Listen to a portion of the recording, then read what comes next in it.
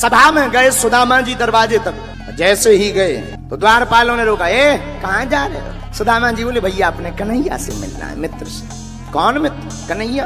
ये कन्हैया कौन? ओहो ध्यान आ गया भैया, अनंत श्री सम्मलंकर धर्म चक्रवर्ती सर्वेश्वर सर्वतंत्र स्वतंत्र गोपित प्रतिपालक श्री श्री विश्वबंधु महाराजाधिराज भगवान द्वारकाधीश्वर भगवान श्री कृष्ण चंद्र सरकार, इनसे हमें मिलना है। अच्छा कौन है तुम्हारे? मित्र हैं। लग तो नहीं रहे, नीचे से ऊपर तक द्वारपालों ने देखा कुछ है नहीं, मित्र बता रहे। इनके मित्र राजाओं के मित्र तो राजा होते, पूछ आते हैं क्या बिगड़ेगा। अच्छा रुको यहीं हम पूछ कर आते हैं फिर बताते हैं। द्वारपाल अंदर गया, भगवान उस वक्त अपना श्रृंगार करवा रहे थे। कोई रानी भगवान का बाजू बंद पहना रही थी, कोई केस संभाल रही थी, कोई भगवान के गले में माला डाल रही थी, कोई पीताम्बर संभाल रही थी। सब रानियां भगवान का श्रृंगार कर रही थी। उसी समय वह द्वारपाल आया। महाराज की जय हो। हाँ खुश रहो। बताओ द्वारपाल कैसे आना हुआ?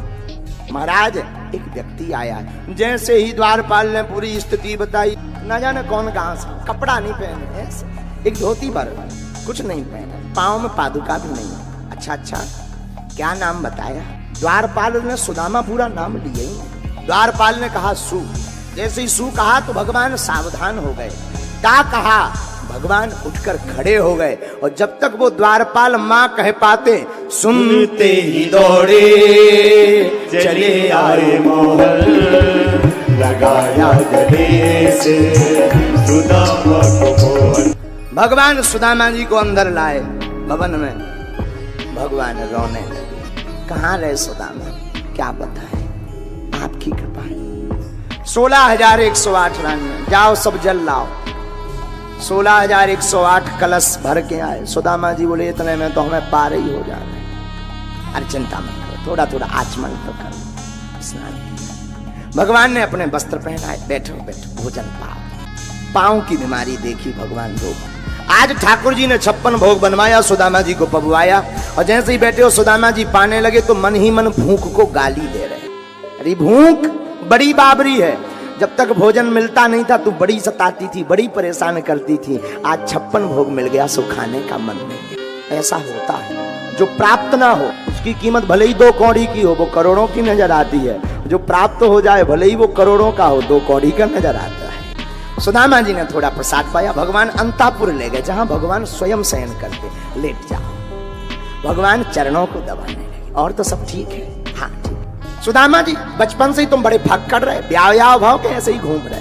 धीरे से सिर हिलाया। भैया तुम अपनी बताओ कन्हैया, बड़े नटखट रहे, तुम आओ भाव के तुम अब ऐसे ही। भगवान कन्हैया बोले मिल लो, हम तुम्हें बुलवाएं दे रहे, आशीर्वाद दे दो। उनके भी भाग्य जगते हैं। ठीक है बुलाओ। रुक्मणी जी आई। सौभाग्यवती भवा, धनवती भवा, पुत्रवती। सत्यभामा जी आई। सौभाग्यवती भवा, धनवती भवा, पुत्रवती। इशारा किया 2-2। भगवान बोले अब तो नंबरिंग चल रही है, ऐसी तो लंबी लिस्ट है, आप तो देख जाओ। 8 पटरानियां मित्रवृंदा लक्ष्मणा भद्रा साहब आई। सुदामा जी सौभाग्यवती भवा, धनवती भवा, पुत्रवती भवा, सौभाग्यवती भवा, धनवती भवा। 20-25 का आशीर्वाद दो। हाँ भी भर आई। जो बता भैया जी तोरी आए के और भगवान बोले सब अपनी, जितनी आ रही जो प्रणाम कर रही प्लाट पे अपनी रजिस्ट्री। सुदामा जी बोले आर। जब सुदामा जी ने लंबी लेन देखी, घूंघट डालत भाई लंबी लेन लगत जावे, एक पे। सुदामा जी बोले जो बता भैया ते जिंदगी भर ब्याह ही करत रहा और कछु ना करो तेने। भगवान बोले लफड़ा मत फंसा, आशीर्वाद दे तुम तो। सौभाग्यवती सोची कितनी होगी? 1-1.5 हजार। राजाएं राजाओं की तो होती हैं। आंदो सौभाग्यवती बाबा, धनवती बाबा, पुत्रवती बाबा, सौभाग्यवती बाबा, धनवती बाबा, पुत्रवती बाबा। 2-3 हजार तो आशीर्वाद दो। सांस फूल गई। बोले जो बता भैया है कितनी? भगवान बोले गिनतियां करने, आशीर्वाद दो, गिनती से का लेने देना। सुदामा जी बोले अब तो आफत लग रही। बोले जी जो बता भैया कहते ने गांव भर की तो नहीं बुला गई। भगवान बोले नहीं अपनी निजी। सुदामा जी बोले एकदम निजी, एकदम निजी। कितनी हुई है? 1000 और हुई है। आम दो। अब सौभाग्यवती भवा, धनवती भवा, पुत्रवती भवा। सौभाग्यवती गायब, धनवती गायब, पुत्रवती गायब। भवा भवा भवा भवा भवा भवा भवा भवा। 4-5 हजार तो पहुंचे ही है, और इतने तो 16,000। सुदामा जी बोले भैया आज तो हमें लगत के इतने ही हमारे प्राण कर जाने, आशीर्वाद देते ही देत कर जाने, अब नहीं बचने, वापस पहुंच जा पाऊंगे। भगवान बोले ऐसा उल्टो ना कहा। बोले का उल्टो ना कहा? तुम एकदम लेन पे लेन, कोनो कारी धोती, कोनो नीली, कोनो पीली, और तुम सब कह रहे कि अपनी निजी आए। तो भगवान बोले अब क्या करें भाई, ब्याह तो करें का, अब जितने भाई सो भाई।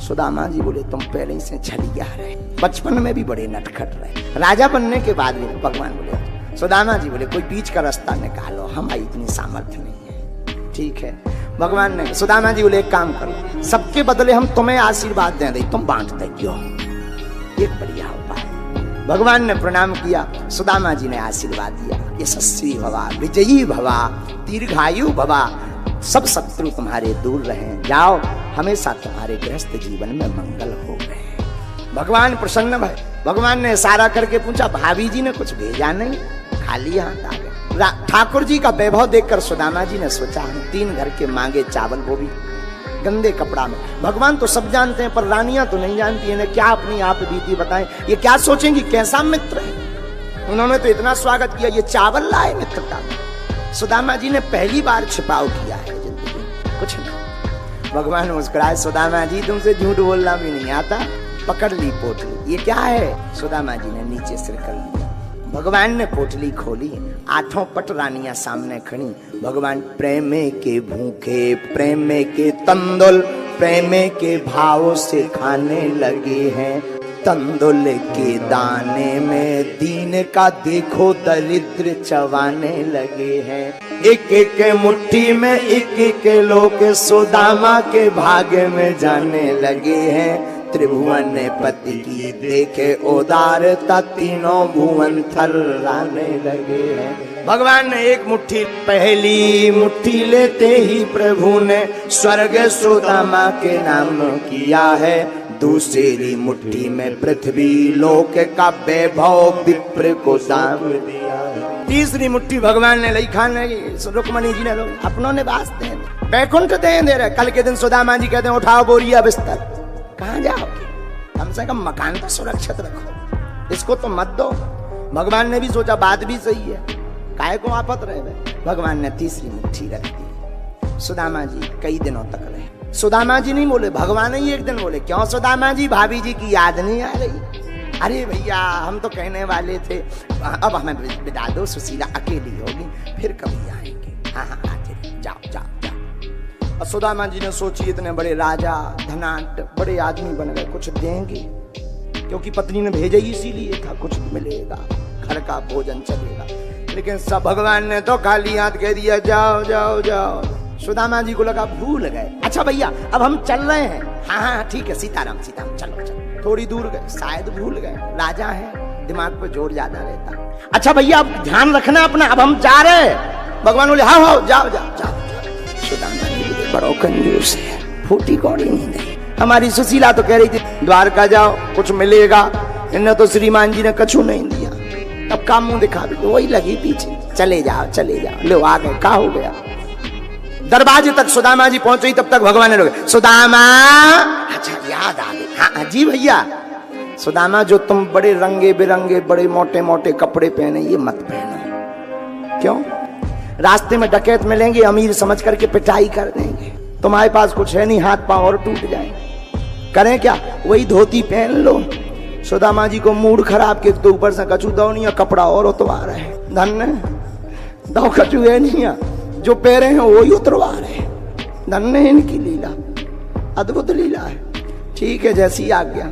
भगवान ने कहा, सुदामा जी ने धोती पहनी, साफ हो गई थी पहन करके। अच्छा अब हम चल रहे। सुदामा जी नगरी में आए, नगरी सब स्वर्ण की बन गई। अपने भवन को नहीं देखा तो बड़े परेशान, कोने में एक जगह खड़े हो गए, सोचने लगे लगता किसी राजा ने आक्रमण कर दिया, पता नहीं सुशीला और बच्चे कहाँ गए होंगे। इतने में सुशीला की नजर पड़ गई। स्वामी जी आ गए, सज करके 16 श्रृंगार करके आरती का थाल लेकर आई। सुदामा जी एक कोने में, लगता है कोई रानी जा रही है, किसी राजा की रानी है, राजकुमारी पूजा करने जा रही। एक कोने में खड़े हो गए। सुशीला जी उधर ही आ गई। अरे ये क्या, इधर क्यों आ रहे, कौन हो तुम? लगता तुम्हें कोई गलत फहमी हो गई, हम तो सुदामा है। सुशीला ने कहा, भगवान हम आपकी ही धर्मपत्नी हैं। आवाज तो सुशीला जैसी लग रही, पर ये श्रृंगार कहां से आया? जवाब दिया, जिनके पास आप गए थे ये उन्हीं की ही देन है। गदगद भई सुदामा जी, आरती भई। जैसी सुदामा जी पर भगवान ने कृपा की, द्वारकाधीश ने वैसी इस कथा को सुनने वालों पर भी भगवान कृपा करें।